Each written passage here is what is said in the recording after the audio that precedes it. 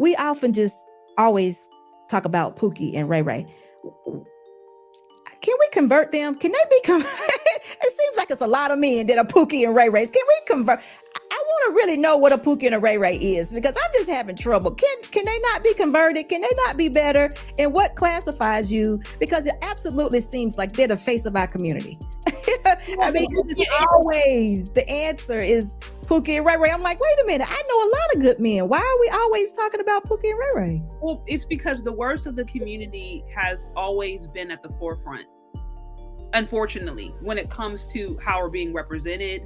And there's historical context for it, right? Where it's like, if you think of media and you think of Hollywood, like the earliest shows in Hollywood were minstrel shows. They were made popular by taking the worst aspects of Black culture, slave culture, and then making it popular around the world. That's how like Hollywood now is what it is. So it's like, there's always been a market for making Black people look horrible, right, as far as entertainment value.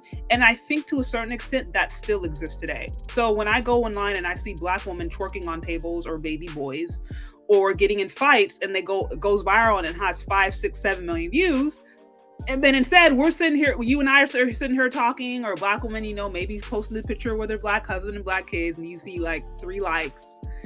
Like there's a bit of a culture to this. And I think also too, if you go back to the 80-20 rule, I think the reason the Pookie and the RayRays get so much pushback is because of the 80-20 rule, right? Where it's like the hypergamous nature of women is to go after a really select group of men. Mm-hmm. And statistically, it is a smaller percentage of men who are creating a lot of broken households. Not all of the men. But if you think a majority majority of Black men right now are single and childless, and you hear all this narrative about these men and this, these men that, largely from female channels, they're talking about their experience is with the Pookie and RayRays. It's not with the corny lame guy that they passed over. Exactly. That's my point. That was my point. Don't you think Pookie has a purpose? Don't you think Pookie has his woman? No, he don't. Pookie's got woman. That's the issue. And they're mad online. The woman twerking and Pookie seem like they just fit. So why do we bother these people? Why do we? They seem like. Listen, the woman twerking should not have the high value man. Am I right? No, so she shouldn't. Exactly. So if we're talking about hypergamy, Pookie is probably the one that best fit her mindset, and they probably fit well together. But I'm just wondering why they get to be the face of all Black women. All Black women, no Black women is this, or all Black men that are negative, I guess, in nature. Pookie and RayRay. It's like no, they out of that. They're good. Well, I know, and I hear you. I hear you. Where it's just like, why is it that the worst among us is a representation? And I can't say that I figured it out. Now, I did allude to the fact that there's always been a market for that. There's always been a market for Black people looking horrible and not making money. And so that market is robust and continues. So I think to a certain extent that could be why. Yeah. And also I think, okay, because you made this point where it's just like, okay, well, why don't the Pookie can go with the woman who's twerking on the table, twerking on his baby, and they can go over there.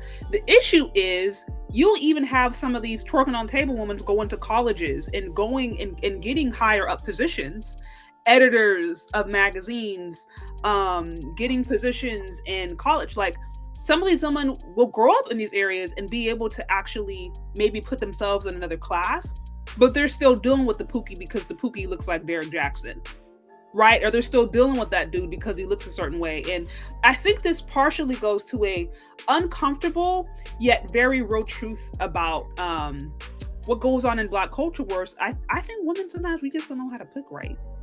We are attracted to, I'm not saying this is all of us, but a large, based upon the data alone, even if you don't want to agree with me, if we look at the data alone, right, I think it's safe to say that women don't really know how to pick. You know what, the reason why is because the lack of the value.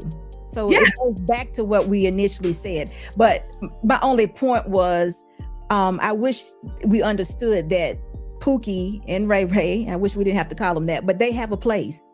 They have a place and they have their woman, you know. But, you know, that's not who we're talking about. They live in their life and they're not really trying to change anything. They're fine. I hear you. I hear you. You know, and I'm not talking to that woman that is sexually liberated.